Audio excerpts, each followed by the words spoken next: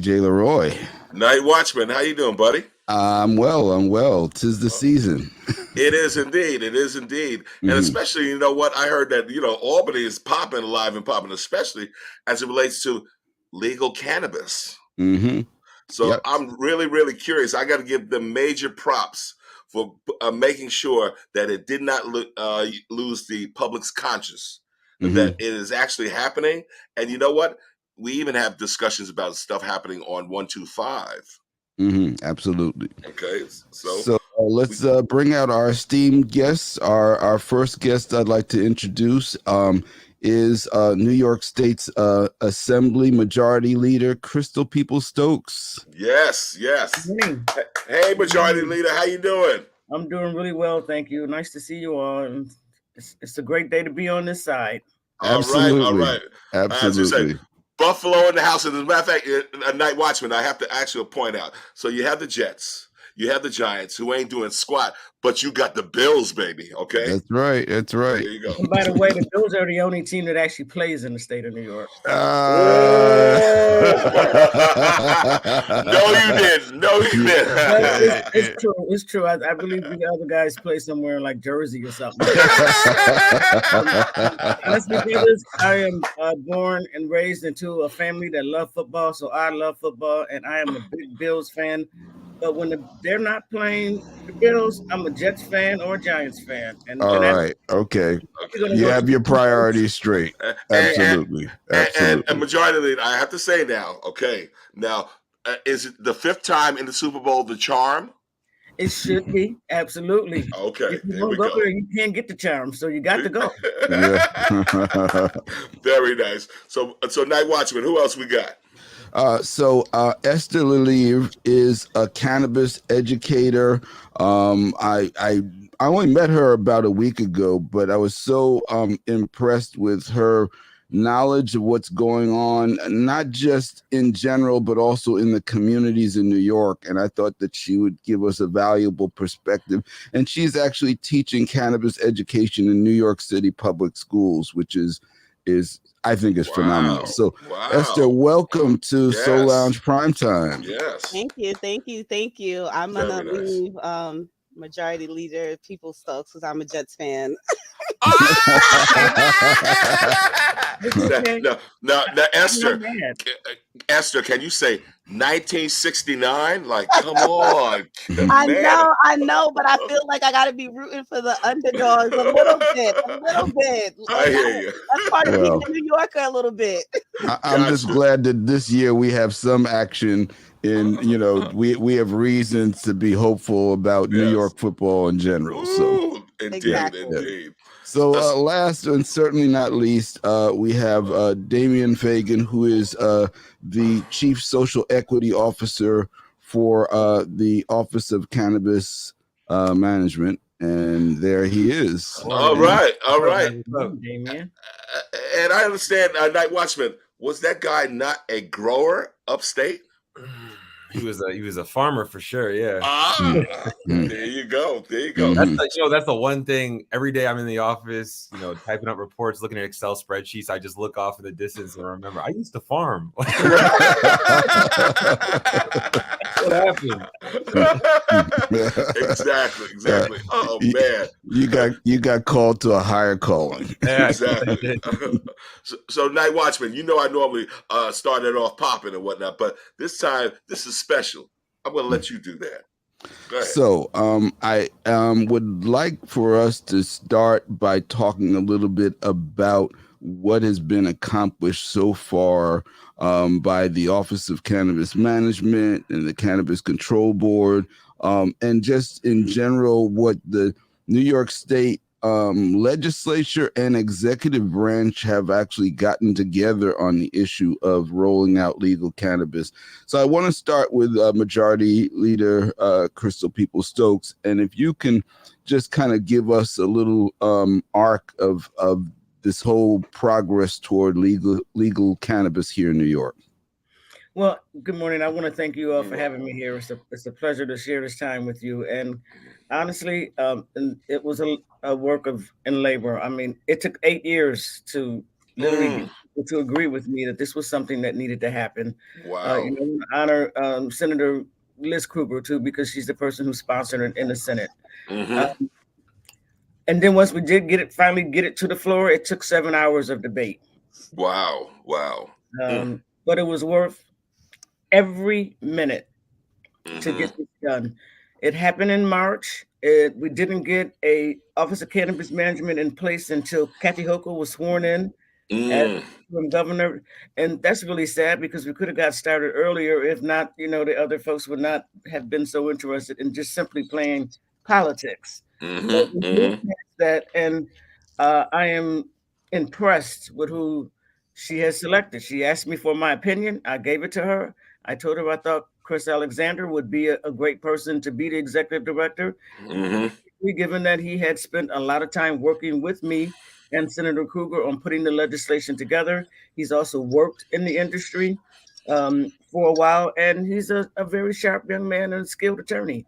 I thought he would be the best person, and I still believe I made that right call because I do fabulous job.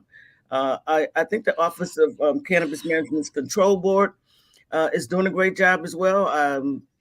Tremaine Wright was the chair of the caucus, Black Caucus, doing a lot of negotiations. So she really understood the legislation. I think there's some glitches that we probably are going to need to go back and make some tweaks to it to change things. But overall, the intent of the legislation is working towards that direction. The role of the chief equity officer we thought was a very important one that had to be there because, you know, you often say you want to do equity, but if you don't have a person that just focuses on that, you may get lost per se. So the fact that we were able to have that position in place and have a advisory board that will advise them on how the resources of the 40% state revenue will be spent in the communities that have been disenfranchised is critically important. And by the way, I heard your next guest and the chief equity officer on your show, and you should be the chief equity officer. And so I had to really move some things around. You can find out where he lived, what was his phone number. And you know what? I give all the glory to God because I know that everything is in divine order, and I think we're going the right direction.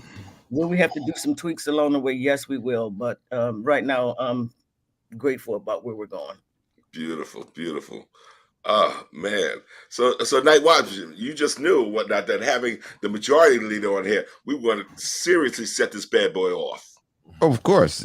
I mean, listen, you know, I want to make sure that this was also an opportunity for us to just acknowledge the work that she's done. And again, 8 years of work on this thing. And, you know, it really took a village to get this thing done.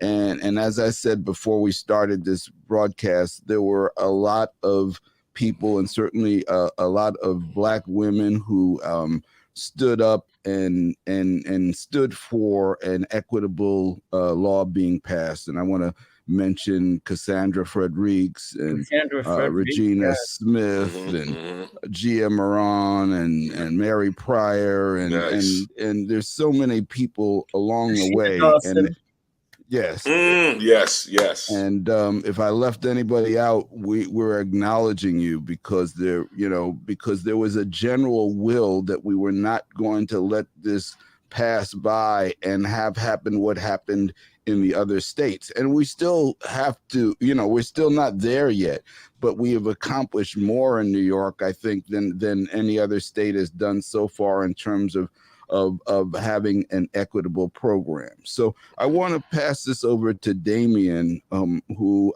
as a chief social equity officer has a really boots on the ground view about how this thing has been rolling out, you know, from the Office of Cannabis Management.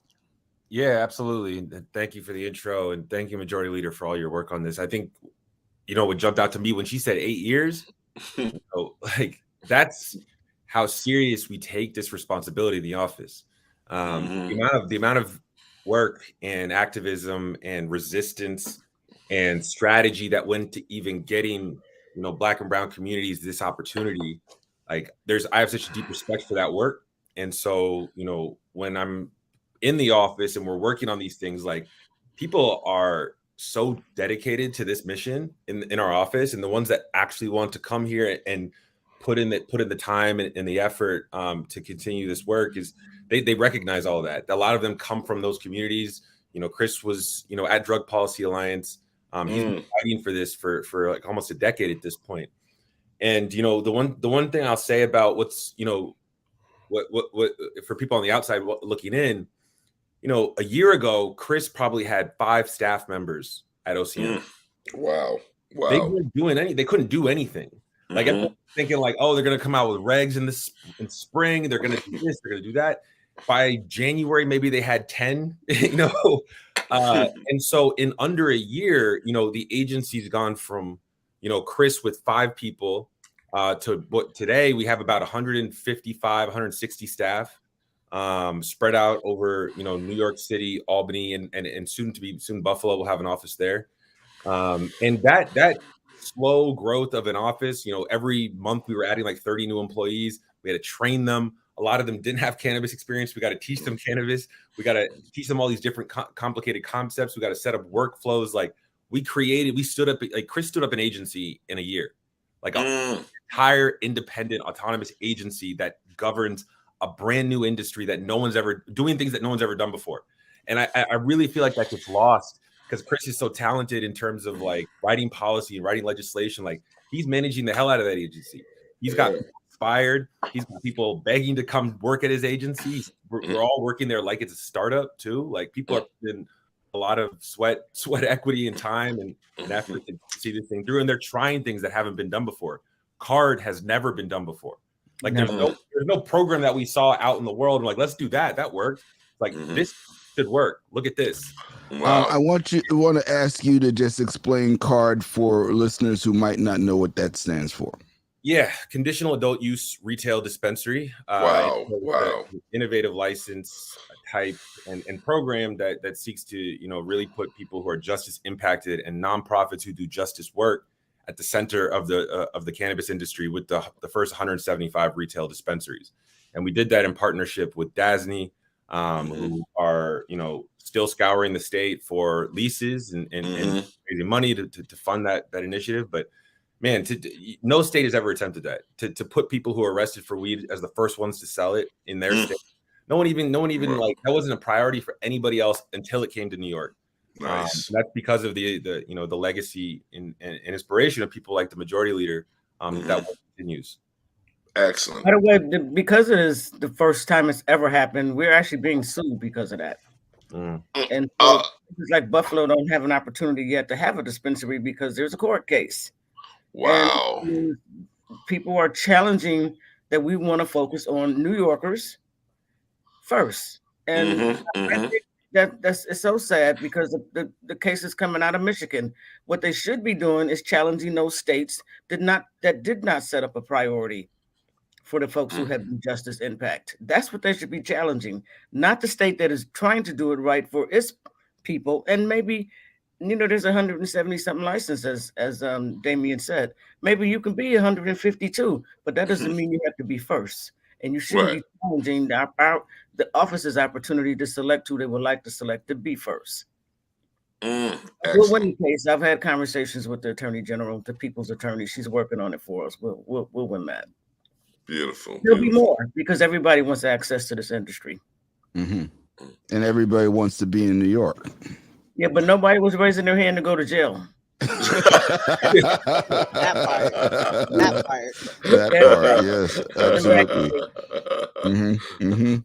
Well, Esther, please, you have to tell the curriculum, doing the teaching in terms of cannabis education in the school. How did that come about? So I was inspired by the people in this call. Actually, Damian Fagon was a part of our first parent workshop when we were doing this before he came Yeah, I'm everywhere. OCM. Yeah, he was nervous. He was like, "Wait, you talking to parents about what kind of parents?" I was like, "High schoolers." He's like, "What high schoolers?" Like the questions were like, "Wait, like freshman high schoolers? Like, are we? Wait, let's roll back. What is happening?" And I was inspired by the people on this call and the other people who advocated for 8 years. Christopher Alexander's from the same neighborhood I was in. And I saw a Facebook post that he did 2 years ago before he was in the OCM. And that's, I, piggyback on Damian talking about that, because I was watching Christopher Alexander doing this work in my community way before he was part of OCM or in his position. So I remember his 420 events telling us how to prepare, how to get involved, what things we need to do to get ready for this industry to roll out. My inspiration wasn't just me, it's actually a party of three. Leo Jimenez and Jessica Naissant, we just came together and we just started with a freshman class of like talking about cannabis, because in order for this to fully develop the way we needed to, we need the education part. So before OCM and all those things, we was like, we're not gonna wait, we're gonna just start it, and just started boots on the ground. And when I mean boots in the ground, we're in the NYCHA buildings doing these workshops. We're in senior homes. We're working with political leaders. Huge shout out to Senator Sanders' office, Marvin, Assemblyperson Anderson's office, even Senator Prasad, Farrah Lewis, Stephanie Zinnerman. They opened their districts for us to have these conversations and to push the educational part. And I've learned so much just from talking to the children that that's what we expanded. We started with schools and we was like, we have to do more work. We have to be in the community. We need them to buy in to the card applicants. That was another thing. We need them to buy in. We need them to support them. We need to be advocating for them on all fronts. It can't just be everyone in the political world holding all the weight. We need to talk to community boards. We did a workshop with Community Board 8 and Stephanie Zimmerman, and we were explaining what their roles are, how to support the card applicants, how to support this industry. And the reality is that these kids might want to work in the cannabis industry. And the majority of them were telling us that. They were coming up with so much new ideas. I couldn't believe it. They was like, well, don't they need a cyber tech team to make sure that these are 13-year-olds. I was like, hey, let me write this down. And then from there, Damian did an amazing job of helping us talk to the parents. Cultivate Community Foundation, we just expanded. We just, explaining farming, explaining the backgrounds. And, I never got to say a formal thank you, Damian, but thank you, because those parents are now so opened up with their kids of like, how do we get our kids into this industry? What schools are available? And we were able to partner up with LIM College, figuring out ways and entries for our kids to get in it, but also now working with like Department of Labor and all these different departments of getting the resources, because too many oftentimes our community's like, oh, I don't know this information. I don't know where it is. So now I'm meeting you in your apartment building. Now you can't say nothing. I'm at your home. You can't say nothing. I'm at your kid's school. What you gonna say now? Like Damian knows I've cut down all those arguments. I tell them, hey, I don't know where this is. Check the website. This is me at every meet. Check OCM's website. It's there. I do not try to reinvent the wheel. I get all their printouts. I know. And I hand them out. And I said, nobody can say we're on the middle of the Bronx at parades in the middle of the street. Like, you cannot say we're not in your communities. Yeah. And Esther, please tell me this, because as we certainly do know, there are a lot of misconceptions. Do you hear, let's say, some pushback that, hey, it's a gateway drug? This will starting this will then lead to other expansions into other areas, or you know what? There'll be dealers right outside schools. We don't want that. Tell me some of the crazy questions you've heard. I was starting boots on the ground in Long Island, so that was already, the parent coalition's a little strong and wrong out there sometimes. We don't try to combat people. We give them the science and we give them the education. There's a lot of arguments most people can't have with me. I'm a mom of a 15-year-old boy. In addition, I'm a cancer patient survivor. Jessica and Sons is a biochemist and biologist. Leo is from Colombia. So when they try to come with like, oh, what about this? I just hit them with facts. Because we understand that everyone's not going to want this to happen. It's here already, and that's what we tell them. But you need to respect the people that got arrested and went through this process to make this industry happy and with all the money that they're getting. And we support OCM. We support all the politicians. We advocate for them too, and how to support them in this process.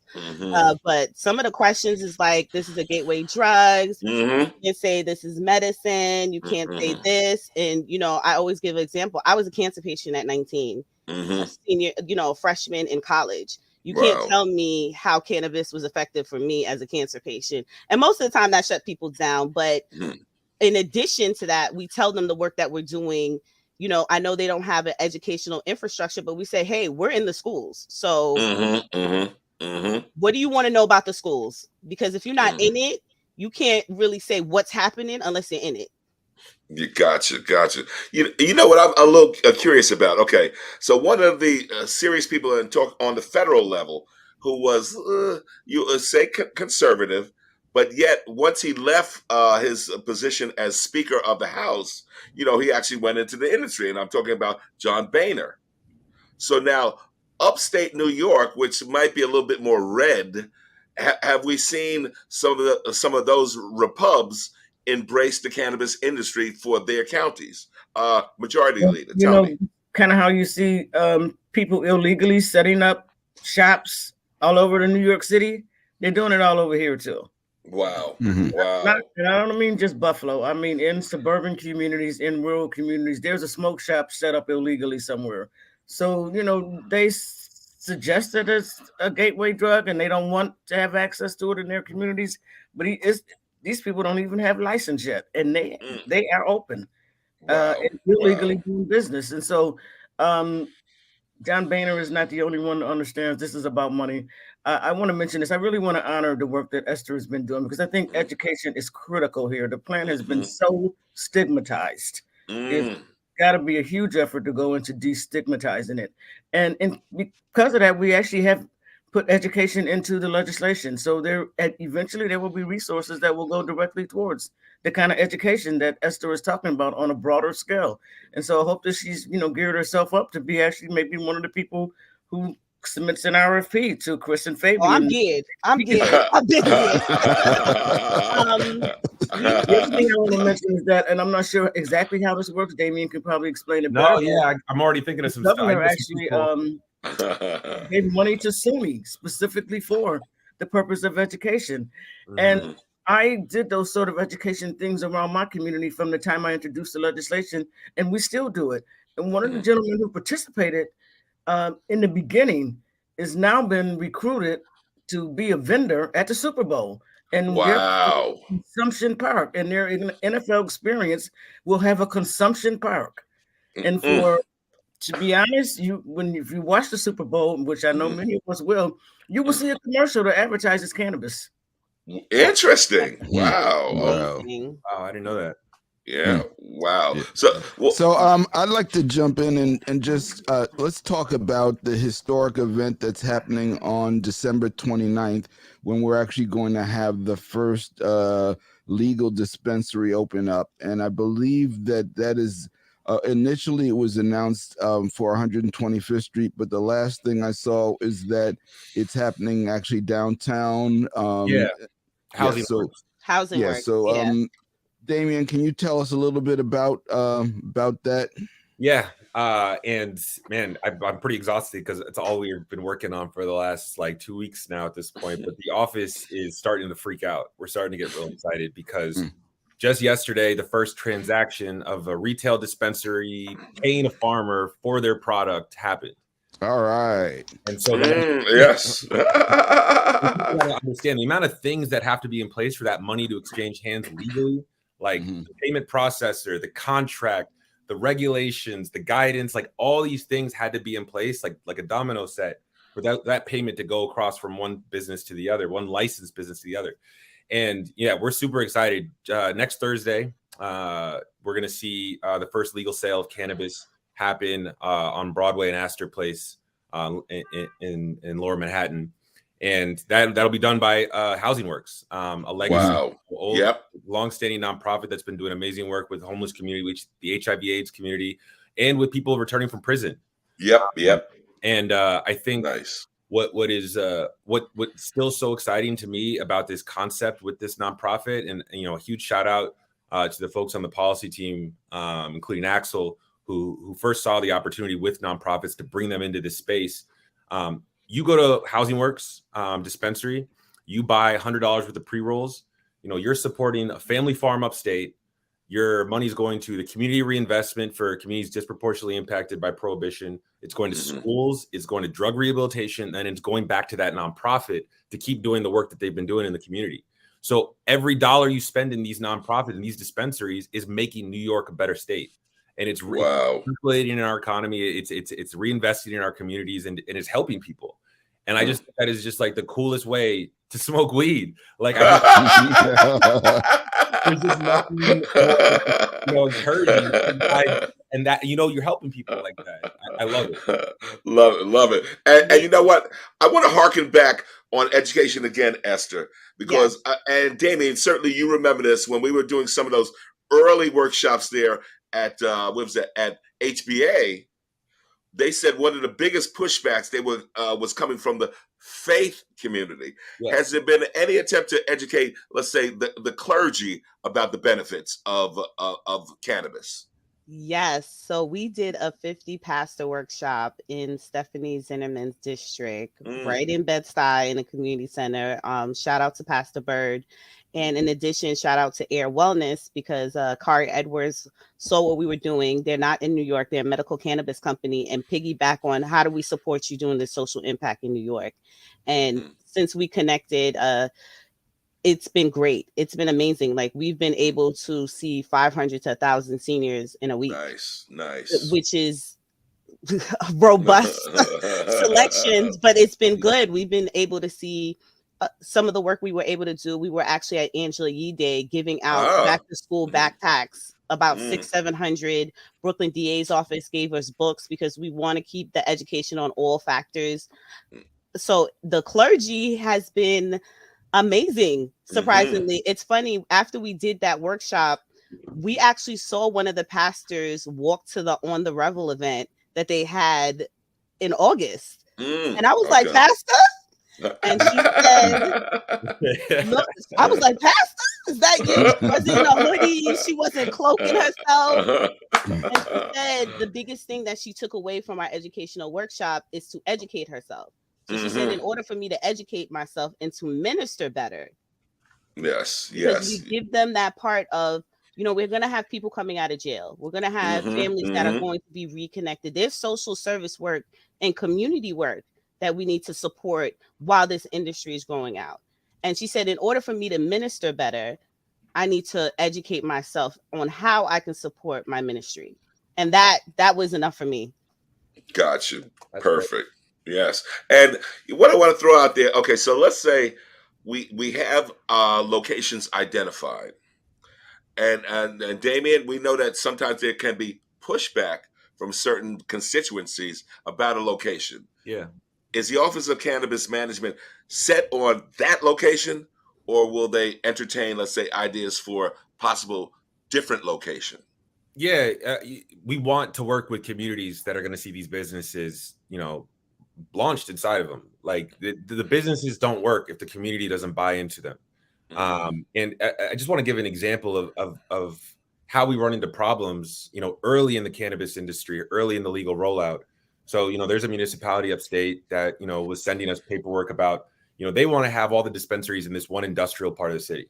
And, we were, obviously, the cannabis law says that, they can't do that if they opt in. But in the conversations with them, I was talking to them about, like, we're starting with social equity. And so by starting with social equity, guess who's going to be most impacted by the stigma forcing them to start their businesses in the industrial zone?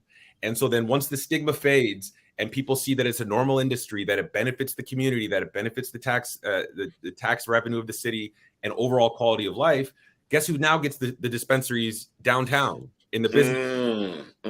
Right. By going first, we're also exposing our licensees to the challenges of that stigma and communities who are afraid of cannabis. And so, I was trying to communicate that because, we don't want a situation where all of our Black and brown dispensaries are in the industrial zone, and then all the big brands are in the ones with the heavy foot traffic. And so, we're going to do better at reaching out to community boards and local municipalities about, incorporating their feedback into where these businesses are located. We don't want to start them and immediately be in this oppositional relationship, especially because it puts our licensees, our entrepreneurs at risk. Right. How are they going to succeed as a business if the local community is protesting outside? It has to be a conversation, but people got to recognize that, LA County still doesn't have dispensaries 6 years later. What? Yes, LA County does not have dispensaries. A lot of the municipalities in Los Angeles don't have dispensaries because the community has never wanted them. That didn't stop the community from smoking weed. They still smoke weed. Yes. Same way as everybody else. And so when you wonder, why is California's black market still so huge? It's because communities don't want legal stores to sell in their neighborhoods. They want to be able to call the guy who brings it behind the back door. They want to, you know what I mean? It's just an unsustainable marketplace. It will ultimately collapse like a house of cards if we don't allow these legal stores to operate in our neighborhoods, because we all smoke weed. But we got to do better. We got to listen better to these communities. Gotcha. Now, Damian, I noticed that delivery is also going to be an option for these dispensaries. Is that correct? Yeah, and that was really something we've been working on as a contingency plan for a few months now, just in case the brick and mortars weren't up. And the more we talked about it, the more we actually just liked it for them to start. Period, because they can find a delivery space in the outer borough for very low overhead and start building their website, building their tech stack, building their delivery system, building their brand, hiring people, onboarding people, and making money without the overhead rent, $200,000 to $500,000 a year of a brick and mortar location. And so they can start making that money before we put them into the brick and mortar location with the high overhead. And so, and they can also, deliver all over the city. Someone in the South Bronx can deliver to all 5 boroughs. Wow, nice. If they've got great weed, they have access to millions of potential customers. So increasingly, it does seem like a really empowering thing for entrepreneurs who know cannabis to succeed, because they can actually access all of the the high income earning people in Lower Manhattan who want to buy great weed, the people in Williamsburg, Brooklyn, all from the Hunts Point. Wow. Is looking like it's going to be a really important one for these dispensaries. And back up, Damian. So Hunts Point is being proposed as a not just dispensary, but also a grow facility. I mean, the Hunts Point, a lot of people are talking about the South Bronx and how the South Bronx can play a role in the supply chain that we're building. Right now, the South Bronx, I've worked in the Hunts Point for over a year with the whole program, and it's a distribution hub for the rest of the city. Right. All of our food, all of our produce, all of our packages. Amazon's got a bunch of stuff up there, like Go Fresh, all that stuff. So there's a lot of trucks coming in and out. There's a lot of transportation. It's a transportation hub. Gotcha. But I think what people need to understand is that you see the buildings in the Hunts Point, they're 100-year-old distribution warehouses. That's still $20 a square foot for that warehouse. That's still $1 million a year warehouse because of its proximity to Manhattan. And so the real estate cost challenges associated with building anything cannabis related up there are very real. And so one of the ways we're looking at the South Bronx and Hunts Point in particular is by talking to Dashida Dawson and talking to the city of New York.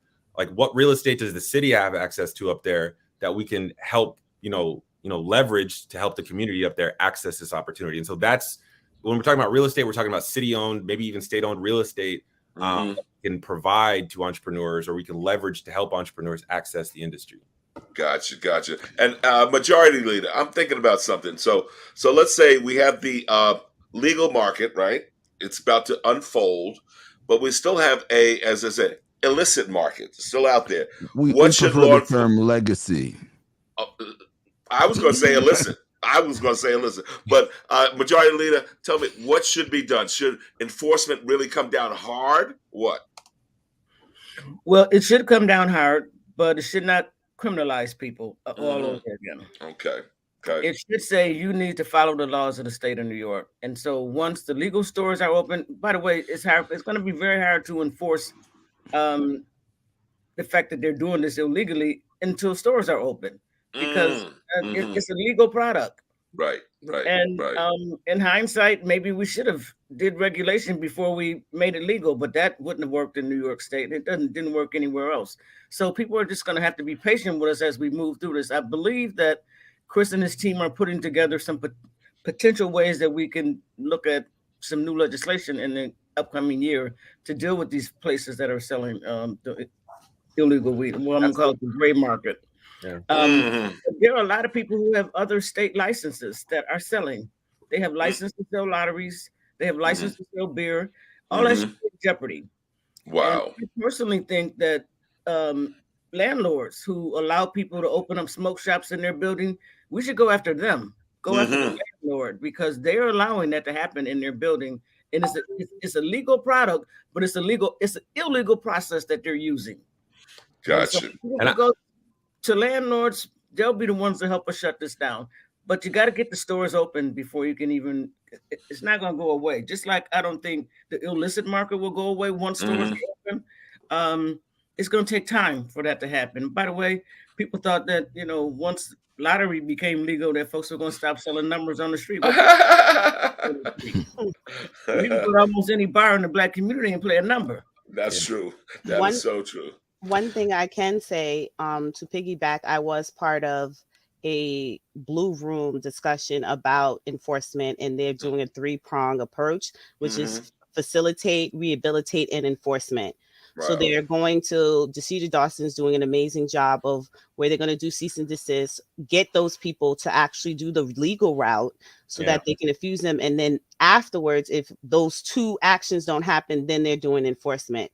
So some of the rollout plans that are happening that I was access to is a real holistic approach of like, we're going to give you the opportunity to do this right and come out. And if not, enforcement is going to happen, and they're working with about 3 to 10 state agencies to hit it on all sides of this issue with the gray. I call them the gray market because not everyone is part of the legacy who built this industry. True. And that's some of these people, the conversations we have at these community boards and these community centers is understanding the differences, because with some of these illicit markets, they're selling K2 and spice to our kids, and that's not okay. Yeah. So, I want to double down on that, because there's ways of doing this public policy and the smart ways that don't recycle the same things we tried before.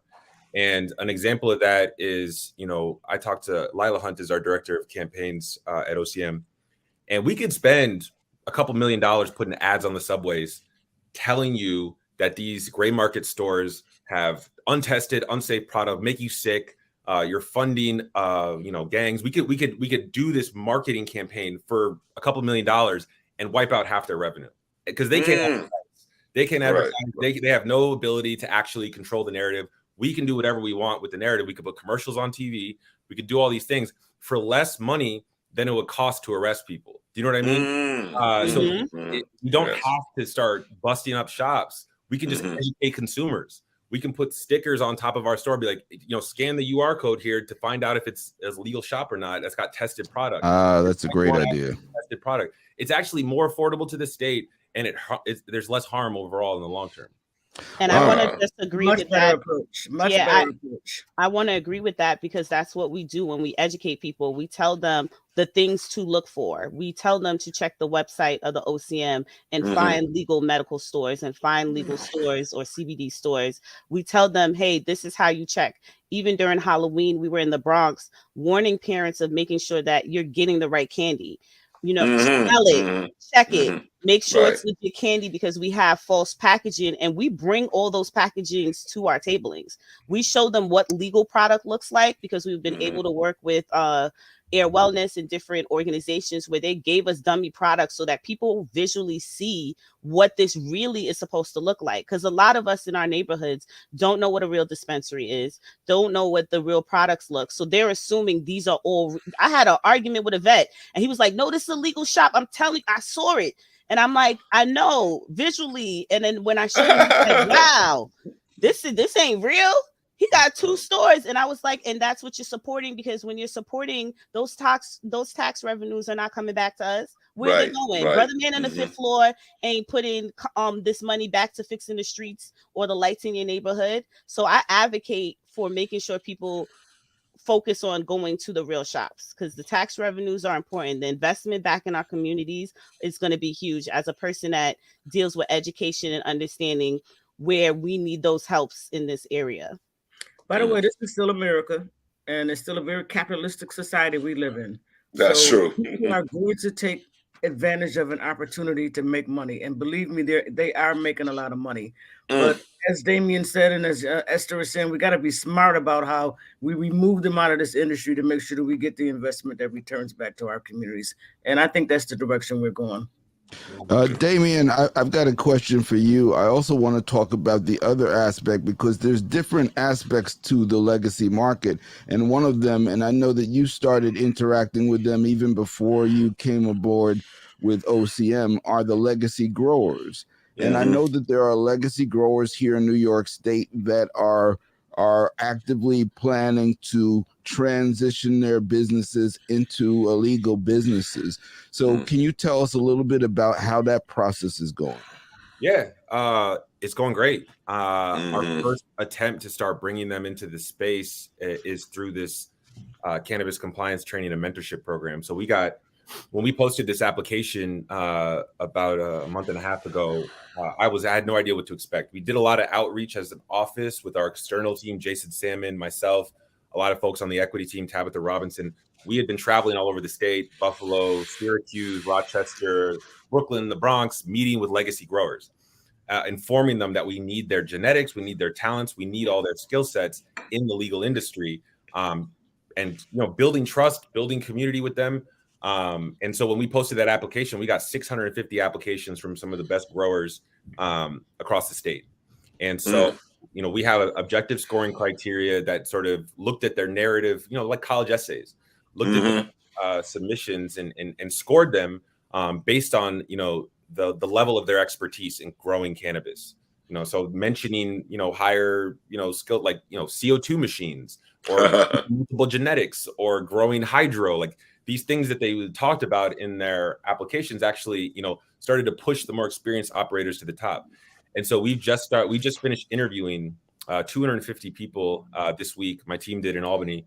And we're going to start that mentorship training, compliance training program in January. We've got some of the most talented growers from Buffalo, the Bronx, in that group, like people who have won growing competitions, who are known in the community for decades as the best growers. And I want people to understand who these growers are. Like 90% of the weed that's smoked in New York comes from another state. Wow. From California, Oklahoma, falls off the back of a truck, whatever. But there's always been this subset, this 10% of growers in Washington Heights who literally, created haze in basements in Washington Heights,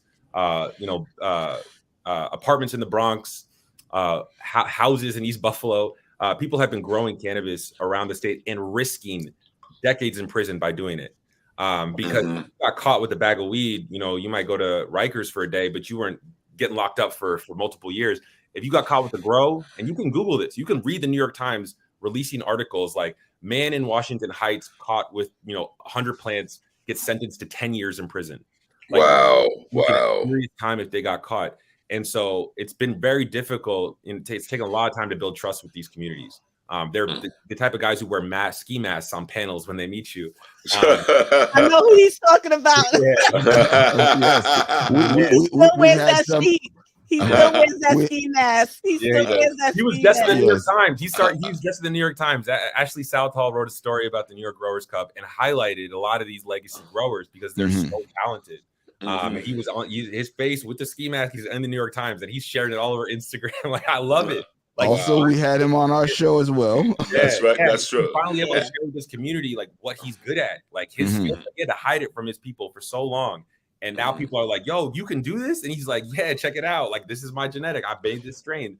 And I love that they're finally able to be proud about what they've accomplished. Well, not only that, what impressed me about them when we had some legacy growers on the show is their commitment to the quality of the product, which is the same commitment that we want as for the New York industry. That is a commitment to not put out weed that would be harmful to the customer. And telling stories about basically throwing away a whole grow because it had some, I don't know, pesticides or something, not pesticides, but some sort of problem with mold. It was a mold problem. And that just impressed me those are the types of operators that we want to have in the state. People who care about the customer, they care about the community that's going to consume it. And obviously any good business person wants long-term customers, and you can't have long-term customers if you give them products that are harmful. So I wanted that differentiation to be clear, because there are a lot of these gray market interlopers are people who just ran in and saw an opportunity to make some quick money and do not necessarily have any real care or commitment to long-term to the people who are buying this. It's interesting, in all of the 8 years that I worked on this legislation, I never talked to a person who was a grower. And once it passed, I mean, they all just came. I was like, yo, brother, I didn't even know you. I didn't even think. So you're right. They are undercover. No one really knows who they are. And really, you can walk 5 blocks, now I know this, and find a house in Buffalo where they've been growing for 20 years. Wow. They never came up during the course of the negotiations and while we were working on putting this all together. But they are here now. We know who they are, and they're willing to come forward because they know that if they get their product in the store, it's going to sell. Nice. I think one of the early discussions I remember, and Damian, I think when stuff was like rolling out, was about having I guess CBD folk or hemp farmers kind of teach some of the cannabis growers how to do it. Is that still really a feasible thing that's being done? Yeah, go the other way. We quickly learned that is, as a hemp farmer, I got nothing to teach the collector in the South Bronx. And actually, I'll say this: I was on a panel in Harlem, last summer, where I was interviewing the collector as part of Phil his barbershop thing, and I was interviewing him and hearing him talk about cannabis. I was like, I'm never growing cannabis again. this guy, I'm not growing if he's going in the market. There's no space for me. And so in the program now, the way it's shaped up is the hemp farmers are going to be actually teaching the legacy growers labor law, track and trace, zoning regulations around growing, lighting requirements. There's just all these regulatory requirements and legal requirements that we got to bring them up to speed on. We got to get them to start filing some taxes so they can apply for this license next year. And there's a lot of things that they need to catch up to speed on that the hemp farmers have just been doing because they're farmers who understand how to work with the government. And so we're trying to get that skill set translated over for them. And the last thing I'll say is the best partnerships I've seen between legacy growers and, trying to access the legal market, they find people in their community, family members, friends, whatever, who work in construction or are construction. Gotcha. And so if you've done construction work, OSHA, labor laws, contracts, taxes. You can buy a legacy grower with someone who's got a construction contracting firm, and you've got like an actual perfect cannabis business.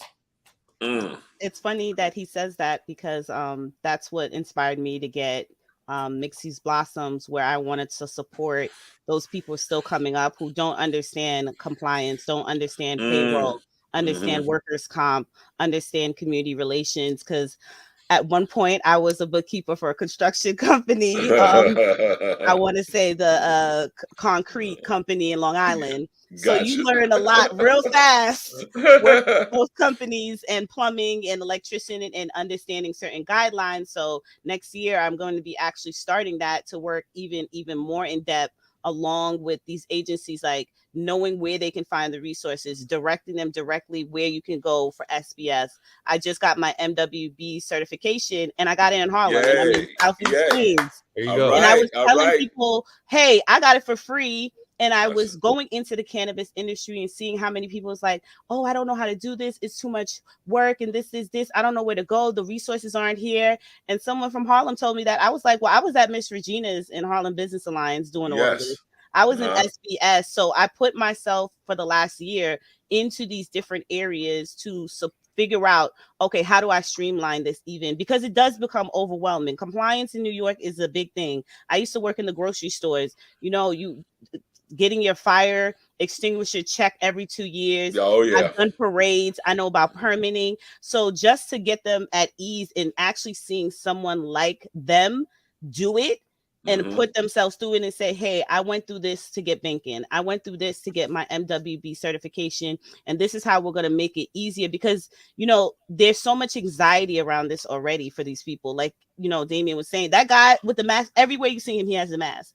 And people are not even comfortable even talking about it. It's still such a stigma where people still rolling up and they're looking behind them because they can't believe this is real. So I'm bringing more calming space for them to able to talk, able to exchange and network and work collectively. Because that's the biggest thing with me is making them work with the community and as a community. Because I think that's going to be what's going to set us apart from all the other states.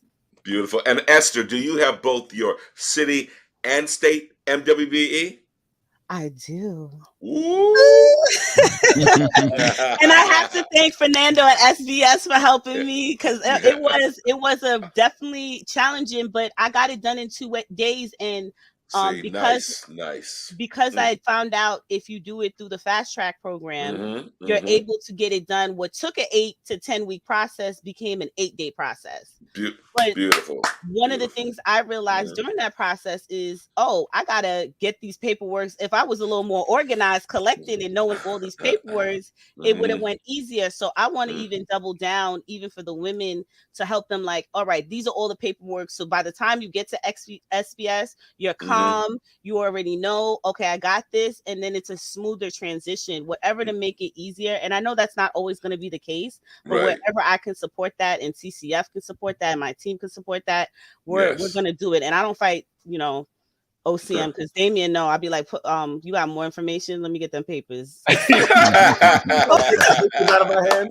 the time. I was talking to him and I was literally like, and he was like, what are you doing with all the papers? I was like, I got boots on the ground. I got to give this to the community. Like, you got a state budget. I don't. This is colored copies. These are colored copies. You know, like 6 cents on the dollar. One sheet. I love it. Love it. So now I do have to know, Majority Leader. Well, this is a democracy. Now, and knowing that it is coming, it has passed, have those naysayers gotten on board? Yes, they have gotten on board. They realize how much money can be made and they forget about their objections. Although there are a couple of gentlemen on the Republican side of the aisle whose children have been negatively impacted by bad marijuana because there is marijuana on the streets. And so they want to assume that it's all that way. It's not all that way. And the sooner they learn that, the better off they'll be. But they're still very adamant that it should not happen. And by the way, they're also very adamant that there has to be some sort of way to test if people are driving under the influence, which there is not. The science is not yet. But they are still clamoring to find ways to give police more money to figure out if people are impaired while they're on the road. And, you know, I'm not going to understand what their efforts are, but I often remind them that while you're worried about people who are driving that have access to legal adult use cannabis, For the last 10 years, people have had access to medical cannabis. Yes. Worry about how people were driving then. Why are you worried about it now? Because it all comes from a racial perspective. Yes, and I'll just add, where is the to help them remember that it's coming. Your thoughts are coming from a racial perspective, and I'll just add that, like, not from a safety perspective. These folks never cared about, you know, a lot of these pharmaceutical drugs and testing people for them if they were driving. You know, like pain medication, the stuff, like opiates. There was no outpouring of like, oh, we need to be able to test because opiates literally make you pass out. There was no one talking to truckers about testing them for that, and there were a lot of car accidents related to opiates.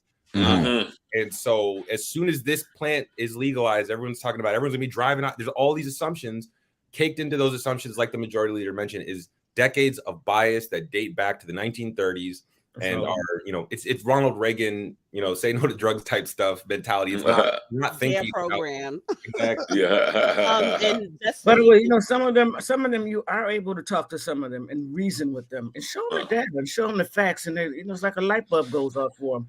But some people who are just so deep within their spirit and their heart, believing that there's something that's inadequate and not equal to them, that they cannot compute that. They're not there yet. So there's still an education process that needs to happen with white supremacists, and we're working on it. Gotcha. I've definitely been hitting Long Island. A lot of the same mostly are Long Island. They're in Long Island. I've been in Babylon with Kimberly Pierre, and they try to do all those type of things. And then I said, well, I was a medical patient and I have my license since 21. Can I just say a story I heard a few weeks ago in Syracuse? A young Black woman, she might have been in her 40s or whatever. She talked about the first time she got arrested in upstate New York. She was driving. She got pulled over.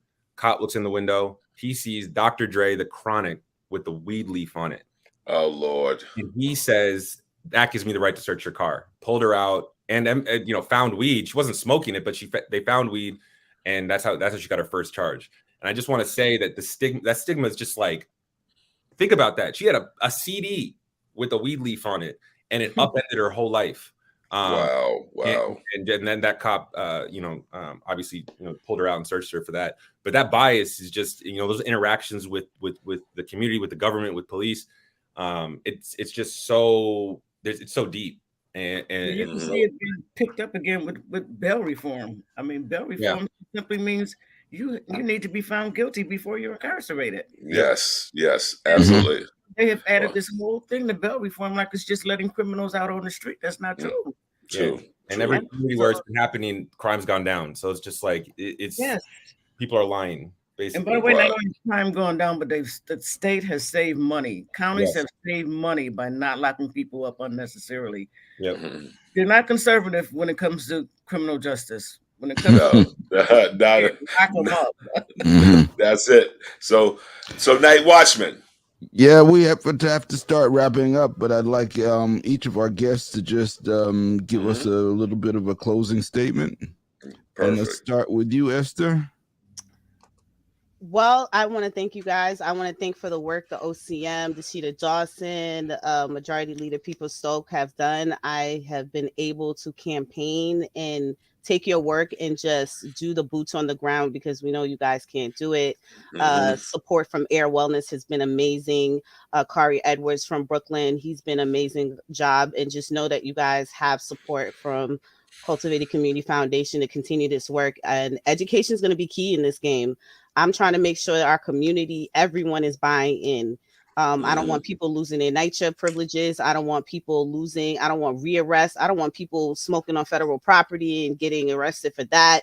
So I want to continue the work. Great job, Christopher Alexander, Tremaine. I love her. She has done so much to support the movement of the education, and education is going to be key. And then also for the legacy and the people coming up, we have to do the work also to making sure that our communities understand us and educate them and let them buy in, let them see your face, let them know who you are as a person, because that's another way for amazing buy-in. So thank you for having me. I'm so excited for being here. Beautiful. Thank you, Queen Mitzi, for sure. All right. Damian. Yeah, thank you guys for having me. Thank you, Esther, Majority Leader. Thank you for listening to the radio show and finding me and putting me in my purpose. I really am so grateful to you for trusting me and believing in me and finding me. But I really want to give a shout out to folks like Esther right now, because before this, I was just an advocate. I was a farmer. I was an activist. I was going to these events, going to these meetings, building community with people. It has been so encouraging to me to see the community that's been built around cannabis across the state. From the event I was at in the Bronx a few weeks ago, the legacy community in Rochester has just been organizing and building strength and community in ways that I never thought possible. And there's so many people like Esther who are doing this work unpaid, volunteer, because they believe in the industry, they believe in their communities, they want to help people. And a lot of ways, I wish we as an agency could do more to support those advocates.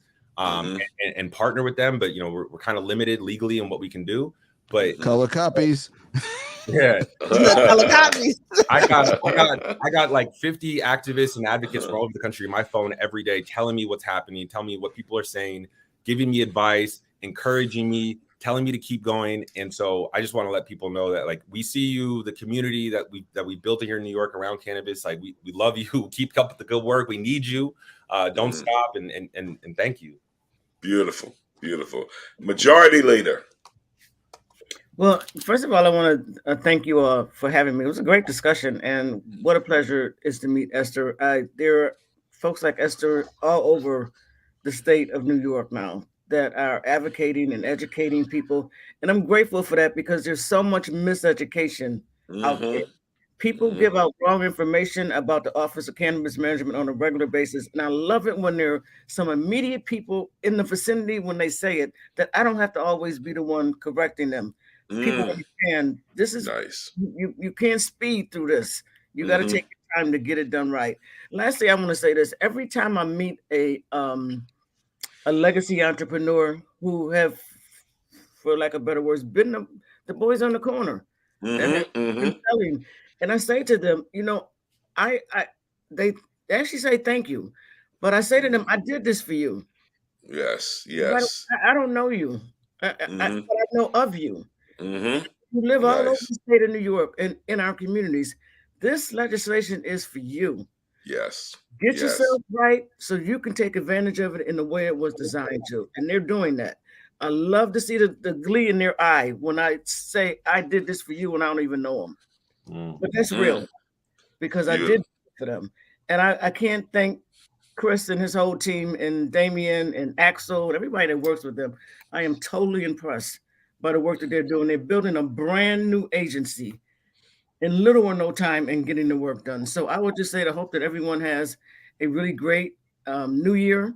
Thank and you. Merry Christmas. And we're going to continue the good work. And that is going to make it right for our people, because it's time. Absolutely. Well, Night Watchman, I guess you can take us home. So you have, first of all, thank you, our guests, for just a wonderful show, giving us a chance to close out the year on a real positive, strong note. You've been listening to Soul Lounge Primetime on WHCR 90.3 FM, the voice of Harlem. You can also find us live streaming on YouTube and Facebook. And now we're available on most podcast platforms, including Spotify, iTunes, Amazon Music, Google Podcasts. So go check us out. Go on December 29th if you're in New York to, I believe it's 750 Broadway. To the first dispensary opening up. Support, check it out, and know that your purchase is going to support a lot of really good efforts that are going on. So thank you for joining us. Thank you for all of our guests, and for everybody who has contributed to this process. And we can't wait to see what happens in the new year. That's Thanks, right. everybody. All right, everybody. Thank you all. All right.